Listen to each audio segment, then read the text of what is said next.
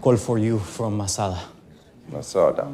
It's the All-Father. The All-Father is Star's boss. And it would have been hard to imagine that Herr Star had a boss. But yes, everyone has a boss. You're looking well. Your stomach staples must be holding this time. They are not. I had my gastroenterologist beheaded yesterday.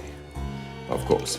He's a gigantic monster who binges and purges all day, basically. He is as ruthless and more violent, if not more so, than Herr Star. But he's also not a cynic. He believes this religious stuff. He's a deeply faithful man who is convinced that Humperdoo is the savior for everything that's wrong with the planet. It's less about what Humperdoo could do than about what he symbolizes, because he would be released as the genetic descendant of Jesus Christ.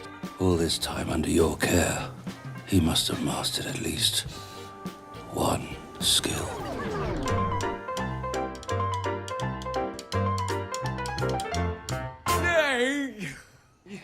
The All-Father is just so completely enamored of his Humperdoo that he thinks that's perfect. It's what every Messiah should be able to do. And that any true believer, when they see him doing that soft shoe, is going to see the light and follow him into the fire. Drop it.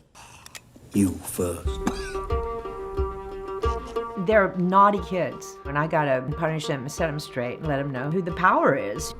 She does her old trick of punishing me by putting me in a coffin. The coffin for Jesse is sort of his dark heart of his childhood. When he was disobedient or wasn't acting enough like a L'Angel back in the days, they put him in this coffin. There's no way out. He's never thought of a way out. And so all he's been able to do in the past is to sort of find ways to soothe himself.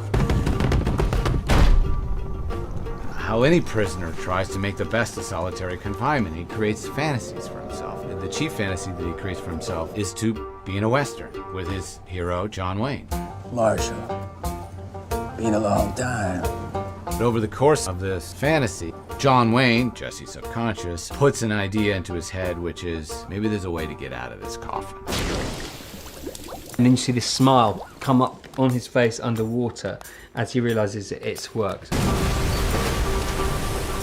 He's gonna make his way back to Tulip. I ain't big on killing little old ladies that saved my life, that's for sure. But you, I'd make an exception. In this episode, Tulip does ask the question, why don't we just kill Grandma? And it's a question that perhaps has been knocking around in the backs of all of our minds. Jesse, on some kind of intuitive level, knows that they can't kill me to be free of me because something dire will happen.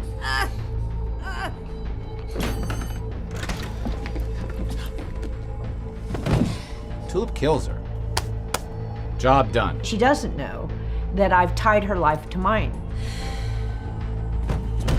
Grandma is the mechanism that kept Tulip alive and brought her back to life. We sort of explained the mystery of why Grandma in the first episode was consuming Tulip's hair and fingernails and stuff like that. This was her defense against Jesse and any revenge that he may want to take. She sort of inoculates herself against death by infecting Tulip with her own death. Even if Jesse did pluck up the courage to kill her, then he'd be killing the love of his life, and that's not an option for him. So she's completely protected herself in her awful, evil manner, and it only reiterates what I have to do, which is get Genesis and get something that's more powerful than her to override it or to persuade her or to force her to do it. I have to get it. Yeah!